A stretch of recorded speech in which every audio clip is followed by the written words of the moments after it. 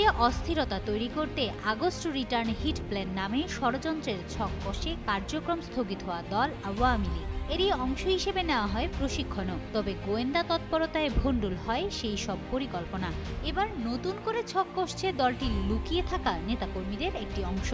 এবার ৩টি বিষয়কে লক্ষ্যবস্তুতে পরিণত করে সফল হতে চান তারা, এমনটি জানিয়েছে নাম প্রকাশে অনিচ্ছুক পুলিশের উচ্চ পর্যায়ের দায়িত্বশীল সূত্র। অন্য এক কর্মকর্তা জানান, ষড়যন্ত্রকারীদের ঘরে বিশ্বস্ত সোর্স যুক্ত হওয়ার কারণে প্রথম দফার ষড়যন্ত্র অকার্যকর করা সম্ভব হয়েছে। অনেক পালিয়ে থাকা রাজনীতিবিদের মধ্যেও অপরাধবোধ কাজ করছে, কেউ রাজসাক্ষী হতে চাইছেন। সূত্র বলছে, এবার ৩টি বিষয়কে টার্গেটে নিয়েই পরিকল্পনা সাজাচ্ছে একটি চক্র।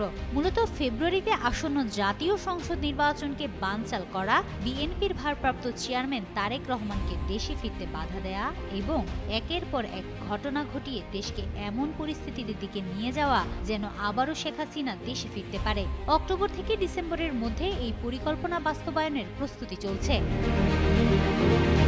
আওয়ামী লীগের পলাতক নীতি নির্ধারকরা মনে করেন, টানা ১৫.৫ বছর ক্ষমতায় থাকার সময়ে তারা যে ভয়াবহ অপরাধ করেছে তার জন্য সরাসরি রাজনীতিতে ফিরে আসা সহজ নয়। ভোটের মাধ্যমে ক্ষমতায় ফিরে আসতে হলে অনেক পথ পাড়ি দিতে হবে। তাই উল্টো পথে শেখ হাসিনাকে ফের ক্ষমতায় বসাতে মরিয়া তারা।